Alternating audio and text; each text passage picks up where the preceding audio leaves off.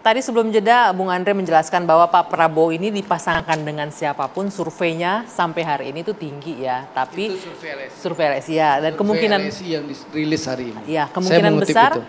Gibran juga akan maju bersama Pak Prabowo bersama salah satu calon-calon kandidat lainnya. Kuat. Salah satu kandidat kuat nih Bang Andre, kadernya Partai PDI Perjuangan, kandidat kuat di tetangga sebelah. Bagaimana PDIP akan melihat ini Bang Andreas? Silahkan ambil atau gimana? Atau kan ada dari kemarin-kemarin juga sudah Bung Andre kan dengan penuh keyakinan gitu bahwa Gibran ini akan diambil untuk jadi calon wakil presiden. Bahkan ini 2 hari sebelum keputusan MK itu udah disiapin itu. Apanya udah disiapin? Udah disiapin baliho-balihonya. Oh, oke. Saya kebetulan waktu itu ada di daerah, Anggia. Saya kebetulan ada di daerah, ada teman yang punya perusahaan printing itu kan. Dia tanya, karena dia bingung loh, kok kenapa baliho yang dipesan ini Pak Prabowo sama Gibran gitu. Saya juga kaget. 2 hari sebelumnya. Oh, jangan-jangan tukang printing udah dapat bocoran. Oh iya, jadi udah tumpukan tinggi. Jadi ya mungkin saya nggak tahu gitu. Tapi kemudian kemarin kan keputusan MK, entahlah apa, katanya sih keputusan MK itu menerima sebagian ya. Iya, tetap usia 40, batas usia 40 tahun atau punya pengalaman katanya sebagai juga harus daerah. ini lagi merubah aturan PKPU-nya. Ya, konsultasi ke DPR kan. Ini KPU-nya harus konsultasi ke DPR. Sementara DPR kan sekarang sedang reses. Oke. Baru masuk sidang itu kami tanggal 30 Andre ya. Tanggal 30 Oktober. Baru masuk sidang. Artinya kalau kita bicara secara teknikal itu nggak mungkin kayaknya maju, nggak bisa. Nggak tahu, tergantung Andre. Gimana tuh Bung Andre, teman-teman di DPR? Ya kalau Gibran itu kan kami kader kan ya dari bawah untuk sekarang jadi wali kota. Karena di PDI Perjuangan juga banyak anak-anak muda gitu. Tapi itu melalui proses kaderisasi kita lakukan. Jadi PDI Perjuangan melihat anak muda itu aset. Kalau di dalam politik kita melakukan proses kaderisasi, mempersiapkan mereka gitu untuk kemudian menjadi politisi. Kita tidak pernah mempolitisasi anak muda gitu, melempar isu mempolitisasi anak muda. Ya nggak tahu. Yang sekarang kan yang terjadi kalau yang saya perhatikan bukan mengedepankan anak muda, tapi mempolitisasi isu anak muda gitu. Nah ini yang membedakan gitu antara bagaimana kita melihat anak muda itu sebagai potensi untuk masa depan Indonesia dengan mempolitisasi anak muda untuk kepentingan elektoral. Yang terjadi itu gitu. Gerindra menggunakan potensi anak muda untuk dipolitisasi atau memang sebagai yang dimajukan sebagai orang yang punya kompetensi juga? Saya nggak ngerti, nggak paham maksudnya Bang Andreas ya. Tapi kalau di Gerindra, Pak Prabowo memberikan kesempatan kepada anak muda di Partai Gerindra. Contoh saya Anggi, anak kampung ya, merangkak dari bawah dari Partai Gerindra, jadi ketua departemen, wakil sekjen, akhirnya menjadi anggota Dewan Pembina di fraksi, alhamdulillah bisa jadi anggota DPR dan dipercaya jadi kapoksi di Komisi 6. Itu menunjukkan bahwa Partai Gerindra terbuka dan mensupport anak-anak muda. Ya, bukan siapa-siapa loh, bukan anak bangsawan, tapi anak kampung yang bisa menjadi salah satu anggota Dewan Pembina Partai Gerindra. Itu menunjukkan apa? Gerindra sangat mendukung dan memberikan kesempatan anak muda. Bukan mempolitisasi anak muda. Bukan mempolitisasi anak muda. Itu contoh ya. Nah, gitu loh. Balik lagi ke PDIP sekarang dengan status tadi kan dibilang aset nih. Asetnya dipakai oleh partai lain yang dianggap sebagai aset juga, nggak apa-apa. Kalau PDI Perjuangan tuh partai yang umurnya sudah ya, kalau PDI Perjuangan tuh 50 tahun. Dan kita punya aset anak muda luar biasa gitu. Saya termasuk pernah muda juga gitu Anggia. Dan mulai dari menjadi anggota DPR ketika masih muda gitu. Ini periode menuju periode keempat, kelima gitu. Jadi ya soal anak muda ini harus melalui proses kaderisasi. Dan itu yang kami lakukan gitu. Dan tidak ujuk-ujuk kemudian artinya ini juga menimbulkan beban gitu. Yang kalau saya perhatikan ekspresi dan ini kan menimbulkan beban buat orang yang kemudian diberikan beban terlalu anak muda yang diberikan beban terlalu besar. Anda melihat gitu. Gibran menanggung beban yang berat. Saya sebagai kawan, sebagai saudara, sebagai teman di satu partai, ya mudah-mudahan dia mendapatkan pilihan terbaik dan Gerindra apa menangkap yang itu terbaik. nggak? Menangkap bahwa Gibran merasa terbebani nggak dengan mandat ini kalau misalnya maju sebagai cawapres?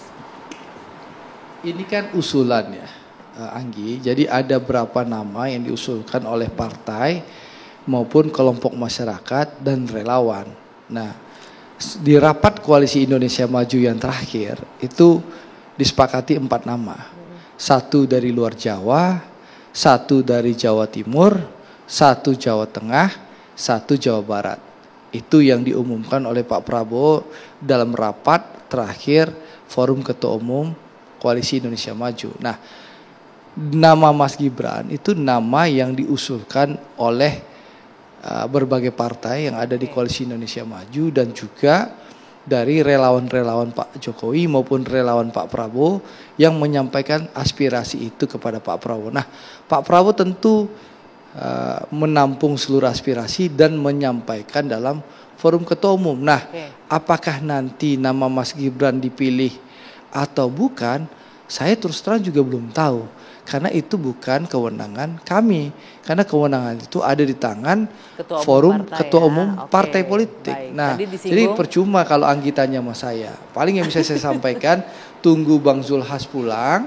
Besok insya Allah mudah-mudahan kalau tidak Jumat, Sabtu akan ada rapat dan mudah-mudahan segera kita deklarasi. Karena bukan hanya Anggi dan teman-teman mahasiswa yang ada di sini yang menunggu. Ini 270 juta rakyat Indonesia kami kader-kader Partai Koalisi Indonesia Maju juga menunggu karena mau udah siap-siap nyetak nih Pak Prabowo sama siapa gitu fotonya gitu. Jadi, loh Anggi. Itulah Anggi, artinya that's the point gitu. Artinya ya itu yang tadi saya katakan, the end of ini tujuan ini itu adalah Pak Jokowi itu. Gibran ini hanya perantara, instrumen gitu. Kuncinya di Pak Jokowi. Itu yang saya katakan mempolitisasi tadi gitu. Jadi memang disinilah saya kira bagaimana kita melihat persoalan ini secara substansi. Tapi ya itu artinya pilihan gitu ya, terserah lah soal itu. Tapi sebagai ya paling tidak kan Mas Gibran dalam posisi sebagai kader partai PDI Perjuangan sampai dengan saat ini, saya agak menyayangkan kalau kasus sampai seperti peristiwa-peristiwa yang terjadi gitu. Tapi menyayangkan ya itu pilihan menyayangkan kalau Gibran maju. Artinya ini kan jadi instrumen gitu. Instrumen untuk tujuan yang lain gitu. Jadi dan itu akhirnya the end of the purpose itu adalah ini serius nih Bang elektoral. Ini kan tuduhan dari Bang Andreas ini sebagai instrumen gitu. Sebentar. Tuduhan Bang Andreas ini kan sudah dijawab oleh Pak Jokowi, video yang ditayangkan oleh TV One. Urusan Pilpres, pencalonan kan urusan ranahnya partai politik dan Pak Jokowi sekarang kan posisinya di luar negeri, nggak cawe-cawe. Tapi kan tidak bisa diindahkan juga fakta bahwa Gibran adalah anaknya presiden begitu loh. Pasti sedikit banyak orang akan berpersepsi ini berkaitan. Memang anaknya Pak Jokowi. Nah, tapi keputusan apakah Partai Koalisi Indonesia Maju akan mengusulkan Mas Gibran atau tidak tentu masih tunggu hasil keputusan. Partai gitu masih loh. nunggu. Bang Panel sebagai relawan ini kan relawan Pak Jokowi banyak ya. Ada Projo, kemudian ada Rejo, saya baca juga tuh ada Barikade, jangan diketok-ketok udah induk. Ada Barikade 98 yang pimpinnya Bang Benny Ramdhani, saya lihat di tempatnya Bang Andreas justru nih. Nah, untuk relawan Pak Jokowi sendiri ini bagaimana suaranya? Kita sudah tahu bersama, sudah ngasih jaket tuh buat Pak Prabowo, Projonya. Tapi untuk kita tahu yang paling dekat lah dengan Pak Jokowi sekarang Projo kan. Kemana kira-kira arahnya nanti suaranya Pak Jokowi? Anggi, sebelum ke situ saya mau juga merespon apa yang disampaikan tadi tentang klaim atas kader muda dan segala macam. Sebenarnya dari perdebatan Bung Andre dengan Bung Andreas ini, Andre versus Andre. Ya, ada kritik yang serius yang harus dibenahi, yaitu pelembagaan politiknya harus dirapikan. Gitu loh. Yang salah satunya itu variabelnya adalah partai politik. Ya, kami ini partai politik kok. Iya. Gitu. Apa yang kalau dibilang tadi kan selalu diklaim ini kan partai politik yang udah lebih dari 50 tahun, bahkan kalau dirujuk ke belakang sebelum kemerdekaan, kalau lihat PNI, kemudian partai-partai yang bergabung di PDI Perjuangan, jadi punya sejarah yang sudah terlalu panjang, bahkan lebih panjang dari umur Republik ini gitu. Silakan, saya bukan buat hanya PDI tapi untuk partai politik secara keseluruhan. Tadi ada klaim tentang kader dan segala macam. Kita tahu kok Mas Gibran itu jadi anggota PDI setelah jadi wali kota. Proses kaderisasinya kapan? Kalau mau jujur ya. Tapi PDIP yang sebentar mengusung. dulu, Ibu Risma jadi wali kota baru dikasih KTA. Oke. Ya, Eri Cahyadi jadi wali kota baru dikasih KTA. Artinya? Ya. Dan seharusnya partai sebagai pabrik kader yang memproduksi para politisi itu paham betul itu. Bagaimana dia harus memproduksi kadernya sehingga bisa bertarung di segala lini, bisa menghasilkan anggota dewan yang menghasilkan anggota dewan yang baik, yang bisa memproduksi undang-undang yang pro rakyat, bisa memproduksi capres yang pro rakyat, bisa memproduksi kader yang bisa jadi kepala daerah. Tapi kan faktanya juga dalam kontestasi pilkada banyak juga yang main comot-comot juga yang tidak berasal artinya dari kader. kaderisasi nggak jalan di partai politik gitu. Iya. Itu kritikan itu Anda. Fakta itu. Oke. Gitu. Nah, lanjut nih terkait dengan suaranya Pak Jokowi. Walaupun Projo udah ngasih dukungan secara terbuka kepada Pak Prabowo ya. Tapi kan ini juga masih pertanyaan nih, ada komunikasi nggak dengan Pak Jokowi? Gimana kira-kira arahnya? Saya pikir Pak Jokowi sebagai Presiden Republik Indonesia pasti akan netral dalam pemilu 2024. Walaupun anaknya misalnya nanti Ya, ikut berlaga pasti ya? akan netral. Kita kan nggak bisa kalau-kalau, belum kejadian. Tapi Projo dalam Pilpres 2024 sudah secara resmi menyatakan sikapnya bahwa kami akan mendukung Bapak Prabowo Subianto sebagai capres. Tentu ini juga ada dasar, ada proses yang panjang menuju keputusan dukungan kami terhadap Bapak Prabowo. Tapi Projo solid ke Pak Prabowo atau mencar-mencar juga kemana-mana? Dan relawan yang lain juga sepertinya ada mencar-mencar kemana-mana juga. Relawan tidak ada yang pecah, relawan utuh, solid, ya. Semua perspektifnya sama untuk Indonesia maju. Bahwa pilihannya beda-beda itu biasa. Ngopi tetap ngopi bareng. Dukungannya berbeda gitu ya. Oke, Bang Rey. Kalau kita melihat ini yang satu kader PDIP, tapi juga dilihat berpotensi oleh Gerindra. Dan kemudian yang juga jadi pertanyaan sekarang, seperti juga Mbak Puan, Pak Jokowi masih mendukung Ganjar atau enggak? Kalau Anda mengamatinya kemana nih arah angin dukungan politiknya Pak Jokowi? Saya ke Bung Fanel dulu. Menarik tuh Bung Fanel tadi sebetulnya kan betapa pentingnya pelembagaan partai politik gitu ya. Makanya sebetulnya pertanyaannya kalau Gibran lah misalnya ya diangkat sebagai calon wakil presidennya Pak Prabowo, menurut Bung Fanel itu bagian dari pelembagaan partai politik apa enggak tuh? Oke, itu contoh yang cocok enggak sebagai bagian dari pelembagaan dan penguatan partai politik itu gitu. Bagaimana Bung? Ya saya jawab dulu. Yang salah bukan orang yang lompat-lompatnya. Yang salah siapa? Yang salah ya partai politiknya. Ya oke. Sistem politiknya yang harus diperbaiki sehingga dia nggak bisa lompat-lompat. Yang gitu salah partai politiknya apa sistem partai politiknya? Bung Rey, saya kasih contoh dulu. Satu. Yang salah partai politiknya apa sistem partai politiknya? Sistemnya yang harus diperbaiki. Ya, contoh nih ada satu. Pak Ahok dulu PIB, lompat ke Golkar, lompat lagi ke Gerindra. Sekarang lompat lagi ke PDIP. Kalau Anda gini, kader hasil proses kaderisasi. Artinya Anda nggak setuju pola yang seperti ini terjadi kan? Nah kalau sekiranya Gibran pindah ke Pak Prabowo, Anda setuju nggak?